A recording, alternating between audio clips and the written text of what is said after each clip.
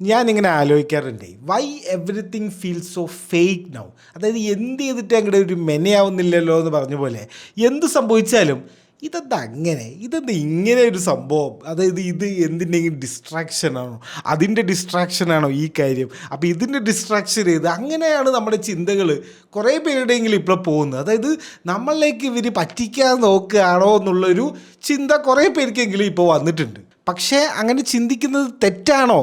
ഒരിക്കലുമല്ല. കാരണം എന്താ വെച്ച് കഴിഞ്ഞാൽ അതിൻ്റെ ഒരു ബെസ്റ്റ് എക്സാമ്പിൾ കുറച്ച് ദിവസങ്ങൾ മുന്നേ നടന്നിട്ടുണ്ട്. അത് ഞാൻ ഒന്ന് പറഞ്ഞുതരാം. സംഭവം നടക്കുന്ന അങ്ങ് അമേരിക്കയിലാണ്. നമ്മുടെ ഡൊണാൾഡ് ട്രംപിൻ്റെ കൂടെയുള്ള എല്ലാ ഇമ്പോർട്ടൻ്റ് ആയിട്ടുള്ള ആൾക്കാരും പങ്കെടുത്ത വൈറ്റ് ഹൗസ് കറസ്പോണ്ടൻസ് ഡിന്നർ എന്ന് പറഞ്ഞിട്ടുള്ള ഒരു പരിപാടിയുണ്ട്. ഇത് എല്ലാ കൊല്ലവും നടക്കുന്ന പരിപാടിയാണ്.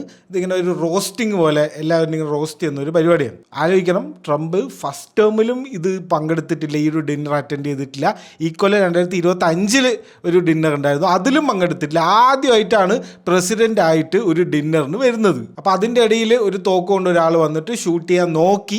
അതിൻ്റെ അടുത്തൊന്നും എത്തിയില്ല, എന്നാലും ഷൂട്ട് ചെയ്യാൻ നോക്കി. അപ്പോൾ ഇത്രയും സെക്യൂരിറ്റി ഉള്ളൊരു ബിൽഡിങ്ങിൽ എങ്ങനെ ഒരാൾ തോക്കും കൊണ്ട് വരും എന്നൊക്കെ ചോദ്യം. അതൊക്കെ അവിടെ നിൽക്കട്ടെ, അതൊക്കെ അവിടെ നിൽക്കട്ടെ. നമുക്ക് കാര്യത്തിലേക്ക് വന്നു കഴിഞ്ഞാൽ ഇത് നടക്കുന്നത് ഹിൽട്ടൺ ഹോട്ടലിലാണ്. ഈ ഒരു ഡിന്നർ നൈറ്റ് നടക്കുന്നത് വലിയൊരു പരിപാടിയാണ്. കുറേ നൂറുകണക്കിന് മെമ്പേഴ്സും ഈ അവരുടെ കൂടെയുള്ള ഗവൺമെൻറ്റിൽ വർക്ക് ചെയ്യുന്ന ആൾക്കാരും ഒക്കെ പങ്കെടുക്കുന്ന പരിപാടിയാണ്, വലിയ പരിപാടി. അപ്പോൾ അത് കഴിഞ്ഞിട്ട് ഈ പ്രശ്നം നടന്ന് ഈ ഒരു അസാസിനേഷൻ അറ്റാക്ക് ഓൺ ട്രംപ് കഴിഞ്ഞിട്ട് പുള്ളി വന്ന് പ്രസ് കോൺഫറൻസിൽ ആദ്യം പറയുന്ന കാര്യമാണ്, ഇതുകൊണ്ടാണ് ഞാൻ പറയുന്നത് ബോൾ റൂം പണിയണം എന്നാണ് പുള്ളി പറയുന്നത്. അപ്പോൾ എന്താണ് ഈ ബോൾ റൂം? ബോൾ റൂം എന്താണെന്ന് വെച്ച് കഴിഞ്ഞാൽ ഇപ്പോൾ വൈറ്റ് ഹൗസ് പൊളിച്ചിട്ടിരിക്കുകയാണ്. അതായത് വൈറ്റ് ഹൗസിൻ്റെ ഈസ്റ്റ് വിങ് ഇപ്പോൾ ആക്ച്വലി പൊളിച്ചിട്ടിരിക്കുകയാണ്. കാരണം എന്താ വെച്ച് കഴിഞ്ഞാൽ അണ്ടർഗ്രൗണ്ടിൽ എന്തോ ഒരു മിലിറ്ററി എന്തോ ഒരു ഭയങ്കര സീക്രട്ടായിട്ടുള്ളൊരു ഫെസിലിറ്റി പണിയുണ്ടെന്നും അത് പണിയാൻ വേണ്ടിയിട്ട് കോർട്ടിൽ നിന്നൊക്കെ അപ്രൂവലൊക്കെ മേടിച്ച് ഈ സെക്യൂരിറ്റി റീസൺസ് ഒക്കെ പറഞ്ഞിട്ട് ട്രംപ് ഗവൺമെൻറ് ഈസ്റ്റ് വിങ് പൊളിച്ചിട്ട് അതിൻ്റെ അടിയിൽ ഒരു മിലിറ്ററി എന്തോ ഒരു സീക്രട്ട് ഒരു പരിപാടി പണിയുന്നുണ്ട്. അപ്പോൾ ട്രംപിന് എന്ത് വേണം?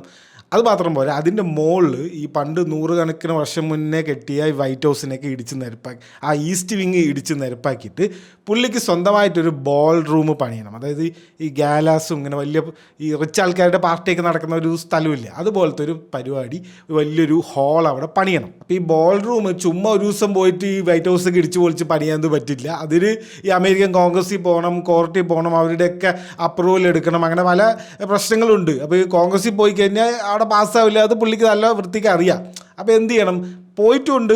ഈ കോർട്ട് പ്രത്യേകം പറഞ്ഞിട്ടുണ്ട്, ഇങ്ങനെ ഈ ടാക്സ് പേയേഴ്സിൻ്റെ പൈസ എടുത്തിട്ട് അല്ലെങ്കിൽ നിങ്ങൾ വേറെ എവിടെ നിന്നെങ്കിലും പൈസ എടുത്തിട്ട് ഈ വൈറ്റ് ഹൗസ് ഒന്നും പൊളിച്ചിട്ട് മേലെ ഒന്നും പണിയാൻ പറ്റില്ല. അടിയിൽ നിങ്ങൾ എന്ത് പണിതോ, കാരണം സെക്യൂരിറ്റി റീസൺസ് ഉണ്ടല്ലോ, അത് കാരണം പണിതോ, മേലെ ഒന്നും പണിയരുത് എന്ന് കോർട്ട് പറഞ്ഞിട്ടുണ്ട്. അപ്പം ഇങ്ങനൊരു വെടിവയ്പ്പ് നടന്നു, ഒരു അസാസിനേഷൻ അറ്റംപ്റ്റ് നടന്ന സമയത്ത് ഈ ട്വിറ്റർ ഉണ്ടല്ലോ, എക്സിൽ ഈ റൈറ്റ് വിങ് ഡൊണാൾഡ് ട്രംപിൻ്റെ പാർട്ടിയിലുള്ള ഈ ഒരു പൊളിറ്റിക്കൽ ഇൻഫ്ലുവൻസേഴ്സ് ഉണ്ട്. ഇവരുടെ പോസ്റ്റ് മുഴുവൻ ഇതാ ബോൾ റൂം പണിയണം.